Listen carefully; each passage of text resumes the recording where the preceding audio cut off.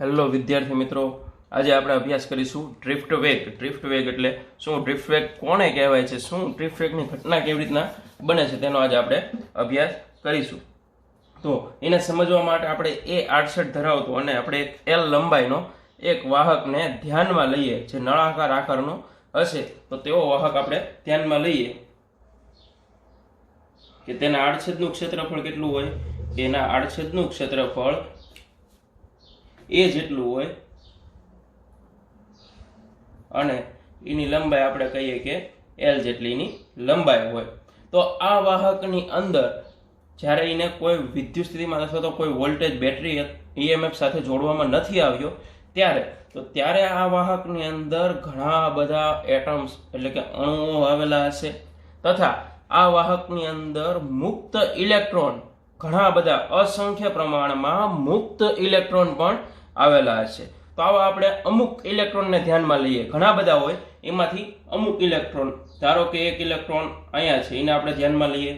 બીજો ઇલેક્ટ્રોન આપણે કહીએ કે કંઈક આ જગ્યાએ છે, અને આપણે ત્રીજો ઇલેક્ટ્રોન કહીએ કે કંઈક આ જગ્યાએ છે. કે આ ત્રણ ઇલેક્ટ્રોનને આપણે ધ્યાનમાં લઈને ડ્રિફ્ટ વેગને આપણે સમજીએ. આપણે આ વાહક તારને ઓરડાના તાપમાન એટલે કે ઓરડાની અંદર આપણે તાપમાન કહીએ તો 27°C આપણને ખ્યાલ હશે કે ઓરડાનું તાપમાન કેટલું છે, 27°C. એટલે આપણે કેલ્વિનમાં કન્વર્ટ કરીએ તો 300 કેલ્વિન જેટલું તાપમાન ઓરડાનું છે. તો તેમાં ઘણી બધી રાસાયણિક પ્રક્રિયાઓ થઈ શકે. આપણને ખ્યાલ હશે કે કક્ષાઓ, કે કોઈ પણ અણુ હોય કે હિલિયમ છે તો એની ઇલેક્ટ્રોન આપણે કહીએ કે ઇલેક્ટ્રોનની ગોઠવણી આવી બધી કક્ષાઓમાં થાય. કક્ષાઓ આપણને ખ્યાલ છે કેવી રીતના છે, કે એલ, એમ, એન વગેરે જેવી કક્ષાઓ આવેલી છે. જેમાં કે કક્ષાની અંદર આપણે કહીએ કે 2 ઇલેક્ટ્રોન હોય છે, જ્યારે એલની અંદર 8નો સમાવેશ થઈ શકે છે, એમ હોય તો 18, એન હોય તો 32 વગેરે વગેરે. આવી રીતના કક્ષાઓની અંદર ઇલેક્ટ્રોનનો સમાવેશ થઈ શકે છે. કે ધારો કે હિલિયમ માટે આપણે કહીએ કે કે, તો કે ની અંદર 2 ઇલેક્ટ્રોન, તો એક ઇલેક્ટ્રોન અહીંયા હશે અને એક અહીંયા હશે, તો બીજી કક્ષા ખાલી રહેશે. આની માટે એક સમીકરણ છે કે 2n², જેની મદદથી આપણે ફાઇન્ડ કરી શકીએ. કે એટલે શું, પહેલી કક્ષા માટે n એટલે 1, તો 2 1² એટલે કે 2. તો ઇલેક્ટ્રોનની સંખ્યા કેટલી હશે પહેલી કક્ષામાં? 2. જો કક્ષા બીજી લઈએ તો અહીંયા n ની જગ્યાએ 2 મૂકવાના, તો આપણને મળશે 8 વગેરેથી આપણે વંચિત છીએ. કેમિસ્ટ્રીની અંદર લગભગ આનો આપણે સંપૂર્ણ અભ્યાસ કરી ચૂક્યા હશો. તથા તમને વેલેન્સ ઇલેક્ટ્રોન વિશે પણ ખ્યાલ હશે કે અમુક તત્વો હોય કે એનો એક ઇલેક્ટ્રોન બહારની કક્ષામાં હોય, જે સામાન્ય તાપમાને કોઈ પણ એટમ્સ અથવા તો બીજા કોઈ અણુ સાથે પ્રક્રિયા કરીને સહસંયોજક બંધથી જોડે અથવા તો એની કક્ષામાંથી દૂર થાય છે. એવું આપણે કેમિસ્ટ્રી અંદર જોઈ ગયા હશો. આપણે અહીંયા થોડીક એવી જ કંઈક વાત કરવાની છે કે આ ઇલેક્ટ્રોન છે, તો આ ઇલેક્ટ્રોનને ઓરડાના તાપમાન એટલે કે ઓરડાનું તાપમાન આપણે કહીએ કે ઉષ્મીય ઉર્જા મળે. ઓરડાના તાપમાનથી આપણે કહીએ કે ઉષ્મીય ઉર્જા મળતી હશે. તો ઉષ્મીય ઉર્જાના કારણે આ ઇલેક્ટ્રોન એક જગ્યાએથી બીજી જગ્યાએ જાય છે. એટલે બીજી જગ્યાએ ક્યાં જાય છે, કે આની અંદર ઘણા બધા શું આવેલા હોય છે, એટમ્સ એટલે કે અણુઓ આવેલા હોય છે. ધારો કે કોઈ એક અણુ અહીંયા હોય છે, અહીંયા હોય છે, અહીંયા હોય છે, એવી રીતના વગેરે બધી જગ્યાએ ઘણા બધા અણુઓ આવેલા હોય છે.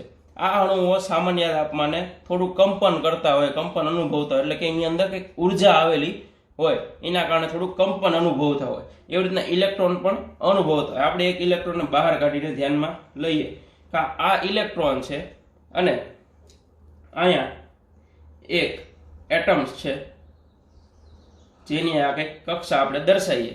તો આ ઇલેક્ટ્રોન છે એ ઉષ્મીય ઉર્જાના કારણે આ સ્થાનેથી જ્યાં છે એ સ્થાનેથી ટ્રાન્સફર થઈને આની કક્ષામાં જઈને ગોઠવાઈ જશે.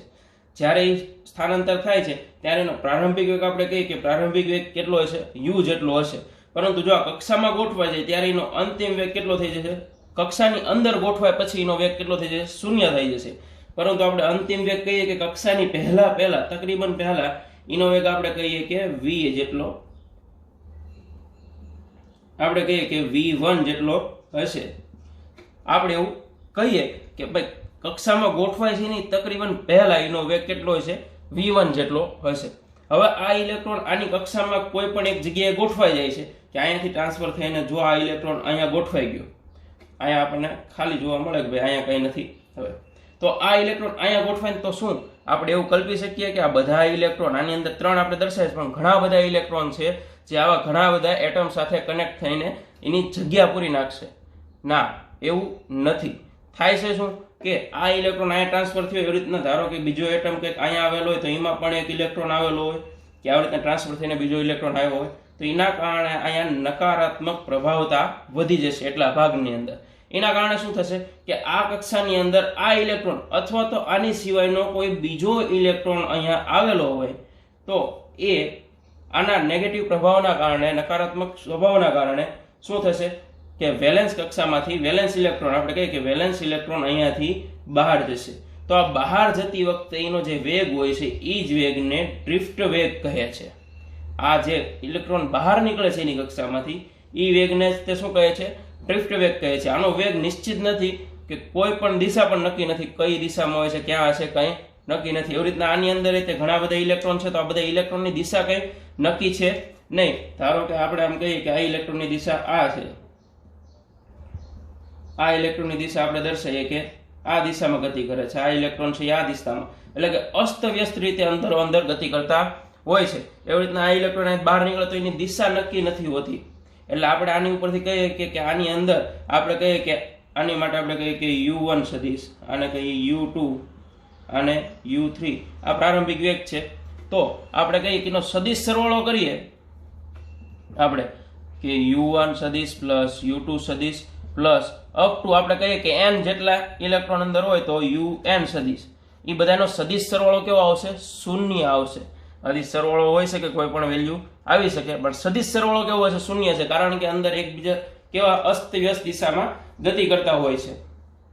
તો આ ખાસ ધ્યાનમાં લેવા જેવી વાત છે કે u એટલે કે પ્રારંભિક વેગ u થી અહીંયા કંઈક ઇલેક્ટ્રોન હતો એ બીજા એટમ્સની અંદર જ્યારે ગોઠવાય છે તો અહીંયાથી શરૂ કરીને અહીંયા સુધી જે સમય લાગશે કે ઇલેક્ટ્રોનને અહીંયાથી ગતિ કરીને અહીંયા પહોંચવા માટે લાગતા સમયને રિલેક્સેશન ટાઈમ કહે છે. રિલેક્સેશન ટાઈમ, જેને આપણે ટાવ વડે દર્શાવીએ છીએ. આને આપણે આગળ ઉપયોગ કરવાના છીએ, એટલે ધ્યાનમાં રાખીશું કે ઇલેક્ટ્રોન જ્યાં હતો ત્યાંથી ઉષ્મીય ઉર્જાના કારણે એક જગ્યાએથી બીજી જગ્યાએ ટ્રાન્સફર થાય છે. એની ટ્રાન્સફર થવા માટે લાગતા સમયને રિલેક્સેશન ટાઈમ કહે છે. આને આપણે ધ્યાનમાં રાખીશું. આ પણ કે આ પ્રારંભિક વેગ છે અને અંતિમ વેગ આપણે કહી શકીએ કે કક્ષામાં ગોઠવાયા પહેલા જે વેગ હશે એને આપણે કહીશું અંતિમ વેગ. આપણે અહીંયાથી રાળ પૂરતું લઈ લઈએ કે v જેટલો વેગ હશે. આ કક્ષામાં ગોઠવાઈ જાય ત્યારે એનો વેગ શૂન્ય થઈ જાય છે. હવે આગળ જોઈએ કે ડ્રિફ્ટ શેના કારણે થાય છે? એમ કે આપણે કહીએ કે ડ્રિફ્ટ વેગ, તો ડ્રિફ્ટ વેગ જેવી વસ્તુ આવી નહીં તો ઈ શું છે? તો એ આપણે જોઈએ કે આ વાહક છે. હવે એની સાથે હું કોઈ બેટરી, આપણે કહીએ કે બેટરી જોઈન્ટ કરી દઈએ તો શું થશે? તો આ વાહકની અંદર વિદ્યુત ક્ષેત્ર ઉદ્ભવશે કે પ્રવાહ આ દિશાનો હોય, આ પ્લસ અને આ માઇનસ. તો આ રહેવાજી પ્રવાહની દિશા ધનથી ઋણ આપણને બધાને ખ્યાલ જ છે. તો એના કારણે ઉદ્ભવતું વિદ્યુત ક્ષેત્ર એ પણ કેવું છે? ધનથી ઋણ દિશાનું વિદ્યુત ક્ષેત્ર ઉદ્ભવતું હશે. સમાન સ્વરૂપે વિદ્યુત ક્ષેત્ર ઉદ્ભવશે તો આ વાહકની અંદર કંઈક ફોર્સ લાગશે, આપણે કહીએ કે બળ ઉદ્ભવશે. એ કેવું હશે? એની વિરુદ્ધ દિશાનું કંઈક બળ ઉદ્ભવતું હશે. આ બળ ઉદ્ભવવાના કારણે શું થશે કે બળ ઉદ્ભવવાના કારણે આ ઇલેક્ટ્રોન, ધારો કે આ એટમ્સ પર આ ઇલેક્ટ્રોન કંઈક અહીંયા આવતો હતો અને આ ઇલેક્ટ્રોન કંઈક અહીંયા ટ્રાન્સફર થતો હતો, એની જગ્યાએ હવે કેવી કન્ડિશન થશે?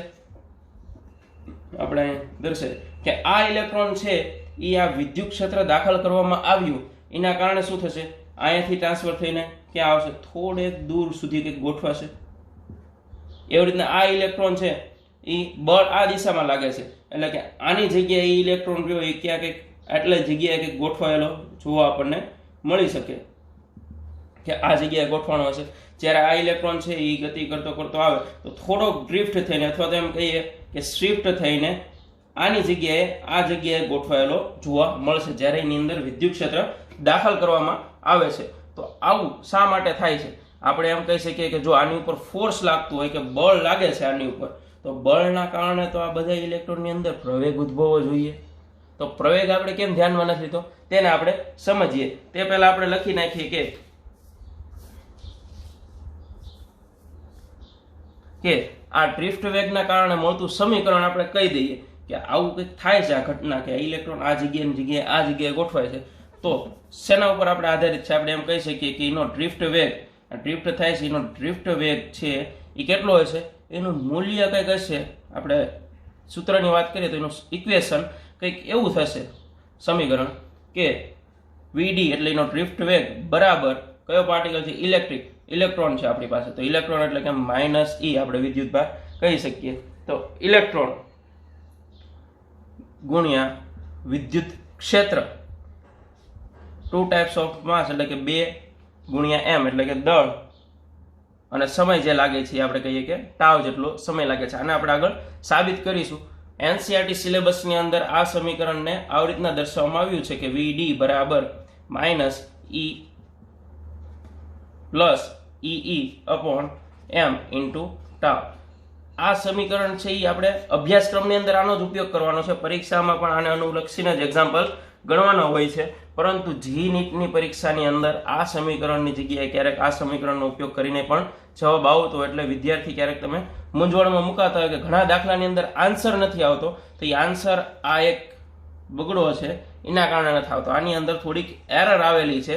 એ એરર આપણે હમણાં સમજીએ કે શું લેવા આવેલી છે. અને આ બગડો શું લેવા લખ્યો છે કે આના કારણે તમે જો બીજી બુકનો અભ્યાસ કરતા હોય, જેમ કે એસ.સી. વર્મા છે, કોન્સેપ્ટ ઓફ ફિઝિક્સ છે, પછી ડેવિડ ગ્રિફિથની બુક છે, એ બધી બુક્સનો તમે જો અભ્યાસ કરતા હોય તો તમને ખ્યાલ હોય કે આ સમીકરણ કંઈક આવી રીતના જ મળે.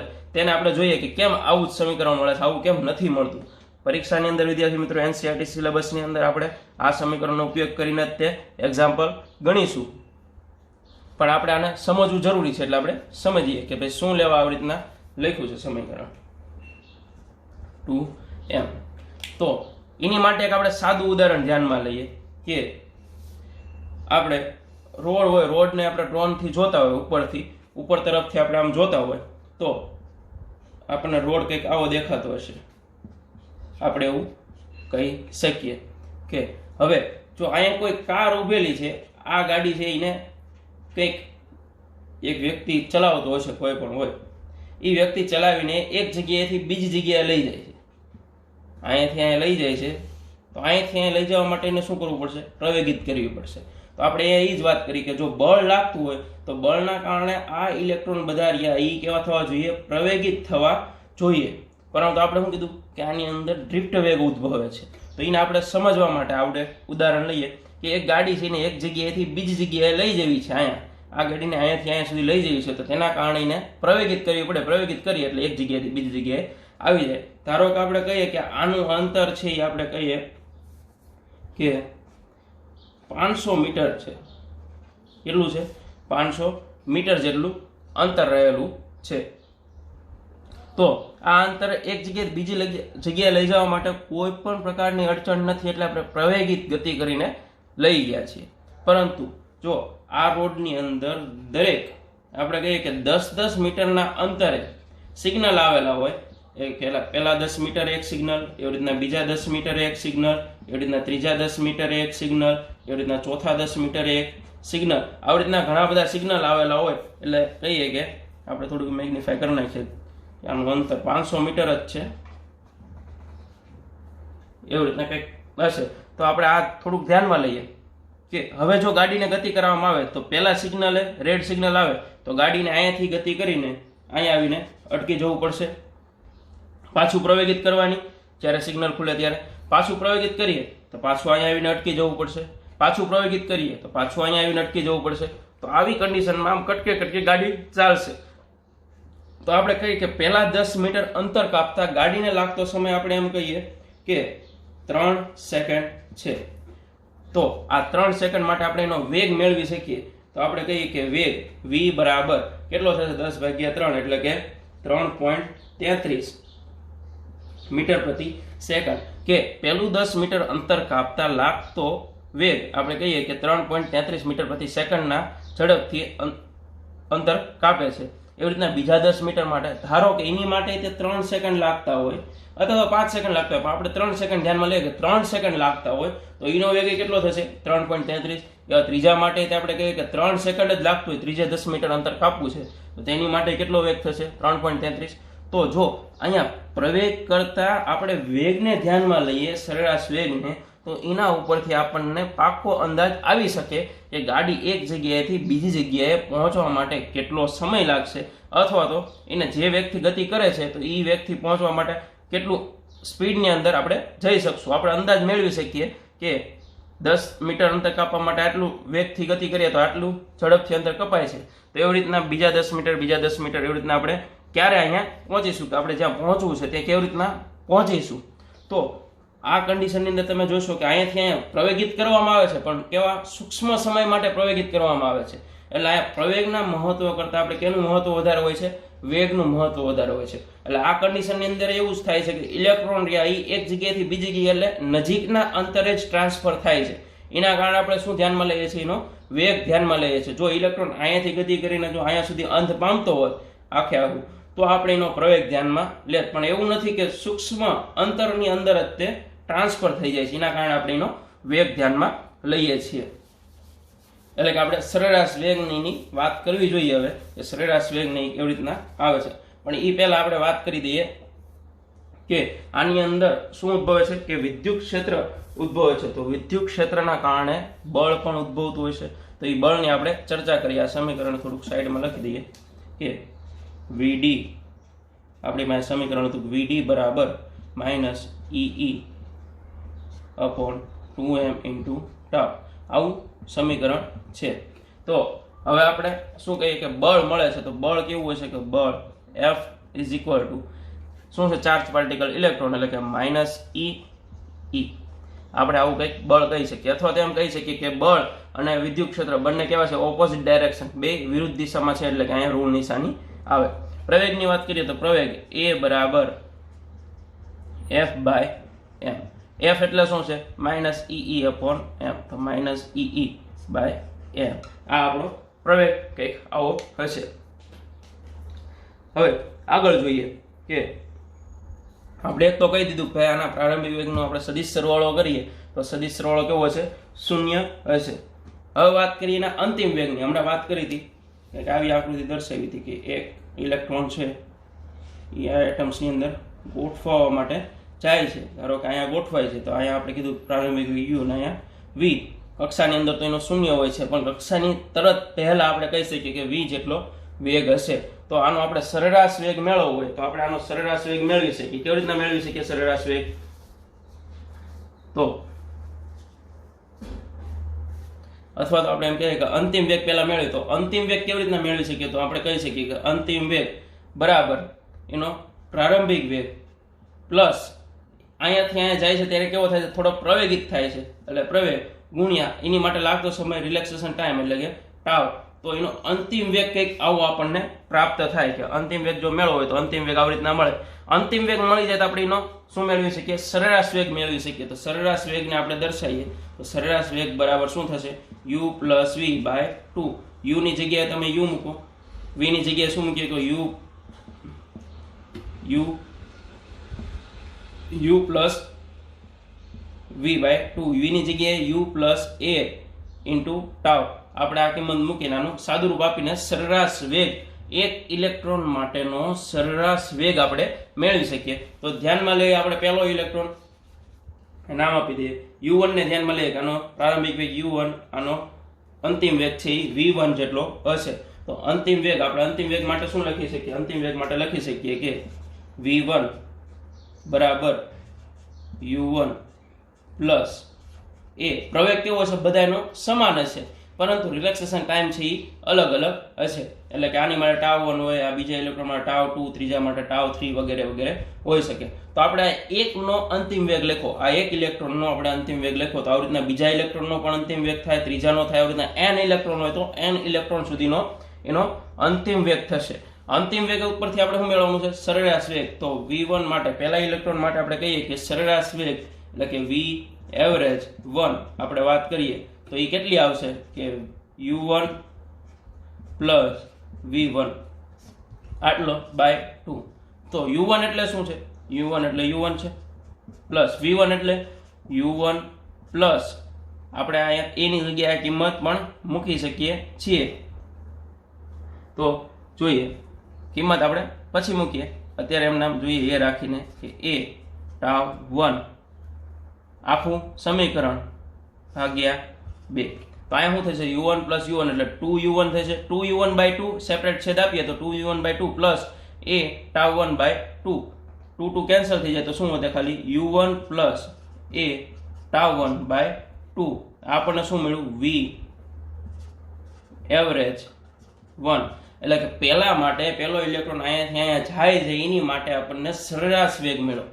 આ એક ઇલેક્ટ્રોન માટે મળ્યો તો એનો મતલબ એવો કે આપણે આવી રીતના બીજા ઇલેક્ટ્રોન માટે પણ કંઈક મળી શકે u2 પ્લસ a tau2/2 એવી રીતના આપણે n ઇલેક્ટ્રોન હોય તો એવરેજ કેટલા આવશે n un plus a tau n/2. તો આવી રીતના n ઇલેક્ટ્રોન માટેનો સરેરાશ વેગ મળે. આ સરેરાશ વેગની સરેરાશ લેતા આપણને ડ્રિફ્ટ વેગ મળે. એટલે કે આપણે કહી શકીએ કે ડ્રિફ્ટ વેગ બરાબર v1 v average 1 plus v average 2 plus up to plus કેટલા આવશે કે v એવરેજ n સુધી ભાગ્યા કેટલા થશે n થશે. જો આવી ગણતરી આપણે ધ્યાનમાં લઈએ તો આપણે કહી શકીએ કે અહીંયા v એવરેજ n આપણે દર્શાવીએ ભાગ્યા n. તો આ બધાની સરેરાશ લઈએ તો ત્યારે આપણને શું મળશે ડ્રિફ્ટ વેગ મળશે. તો આ બધાની કિંમત આપણે આની અંદર ટ્રાન્સફર કરી દઈએ કે કિંમત મૂકીએ તો આપણે ગણતરી સરળતાથી કરી શકીએ. તો જોઈએ ચાલો આ બધી કિંમત તમે યાદ રાખો તો નોટ ડાઉન કરી લેજો. આપણે આમને એપ્લાય કરીશું.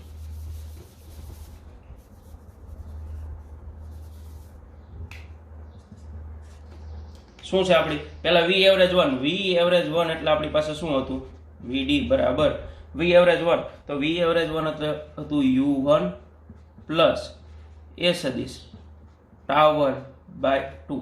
એવી રીતના v એવરેજ 2 એટલે u2 પ્લસ a સદિશ tau2/2 plus up to plus u v average n કે n ઇલેક્ટ્રોનની વાત કરતા હોય તો un પ્લસ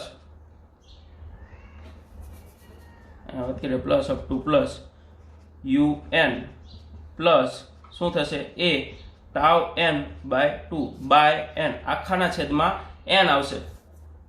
અને આપણે સેપરેટલી કે u વાળા પાર્ટ છે આગળ લઈએ અને a/2 ઇન્ટુ ટાઉ વાળા પાર્ટ છે ને પાછળ લઈએ અને સેપરેટ આપણે કરીએ તો આપણે આમ લખી શકીએ કે u1 plus u2 plus up to plus un by n plus અહીંયા શું થશે કે a tau1/2. તો છેદનો છેદ આપણે અંશનો છેદ આપણે કહીએ કે છેદમાં જશે તો આને આપણે આવી રીતના લખી શકીએ કે a tau1 બધામાં પ્રવેગ કેવો છે સમાન છે. તો આપણે પ્રવેગને કોમન કાઢીએ તો આપણી પાસે રહેશે આવું કંઈક અને 2 પણ છેદમાંથી કોમન નીકળે તો tau1 plus tau2 plus up to plus tau_n/n. તો આવું આપણને કંઈક સમીકરણ મળે. તો આ શું થઈ ગયો સરેરાશ રિલેક્સેશન ટાઈમ આપણો થઈ ગયો. આને આપણે ટાવ વડે દર્શાવી શકીએ. અને આના માટે તો આપણે કહી શકીએ આપણે પ્રારંભમાં કીધું શરૂઆતની અંદર જ કે એનો સરેરાશ વેગનો સરવાળો સદિશ સરવાળો કેવો છે શૂન્ય છે. એટલે આ પદ તો આપણું 0 થઈ જશે કે 0 vd બરાબર શું થઈ જશે 0 પ્લસ એ તો એમ નામ 2m નામ ઇન્ટુ આની જગ્યાએ આપણે લખી શકીએ કે સરેરાશ રિલેક્સેશન ટાઈમ એટલે કે ટાવ વડે આપણે એને દર્શાવી શકીએ. તો આપણું સમીકરણ vd જે છે એ કેવું મળશે આવું મળશે કે vd બરાબર a/2 ઇન્ટુ ટાવ. તો આનું હવે સાદું રૂપ આપીએ આપણે તો આપણે લખી શકીએ આનું સાદું રૂપ આપીએ તો આપણે લખી શકીએ એની જગ્યાએ શું લખીએ કે -ee/m. તો લખીએ કે -ee/m બગડો તો એટલે 1/2 ઇન્ટુ ટાવ. સાદું રૂપ આપીએ તો આપણે લખી શકીએ કે -ee/2m ઇન્ટુ ટાવ જે આપણું શું છે ડ્રિફ્ટ વેગનું સમીકરણ છે. આ સમીકરણ ઉપરથી આપણે ઘણા બધા એક્ઝામ્પલ સોલ્વ કરી શકીએ છીએ. જી નીટ માટે ખૂબ અગત્યની વસ્તુ છે આ. જી નીટની અંદર જો આ પ્રમાણે એક્ઝામ્પલ પૂછાણો તો આ પ્રમાણે તમે આન્સર લખો તો જવાબ આવી શકે. ક્યારેક ઓલામાં જવાબ ન આવતો હોય જે ટેક્સ્ટ બુકની અંદર એનસીઈઆરટી સિલેબસની અંદર આપ્યું છે એમાં જવાબ ન આવતો હોય તો આ સમીકરણની મતલબથી જવાબ એની અંદર આપેલો હશે. પરીક્ષાના સંદર્ભમાં બોર્ડ માટે આપણે કયું સમીકરણ જે ટેક્સ્ટબુકમાં આપેલું છે એને જ ધ્યાનમાં લેશું. પણ હકીકત આ છે, ટેક્સ્ટબુકની અંદર કયું સમીકરણ આપ્યું તમે સમજી જવા જોઈએ કે અહીંયા આપણે સમીકરણ લખ્યું તમને ખ્યાલ હશે કે v1 બરાબર u1 પ્લસ a ટાઉ 1. ટેક્સ્ટબુકની અંદર અહીંયાથી ને ડ્રિફ્ટ વેગનું સમીકરણ આપી દીધું, જે હકીકતમાં શું છે અંતિમ વેગનું સમીકરણ છે. કે પ્રારંભિક વેગને એમ કહી દીધું શૂન્ય છે, ને આપણો જે અંતિમ વેગ છે એને આપણે ટેક્સ્ટબુકની અંદર કહી દીધું ડ્રિફ્ટ વેગ છે. તેના કારણે આપણે ડાયરેક્ટ સમીકરણ કયું મળતું હતું, E/m ઇન્ટુ ટાવ વાળું સમીકરણ આપણને સીધું પ્રાપ્ત થતું હતું. પરંતુ હકીકત કંઈક આવી છે. વિદ્યાર્થી મિત્રો, તમને મારો વિડીયો ગમ્યો હોય તો લાઇક, શેર અને સબસ્ક્રાઇબ જરૂર કરજો. ખૂબ ખૂબ આભાર.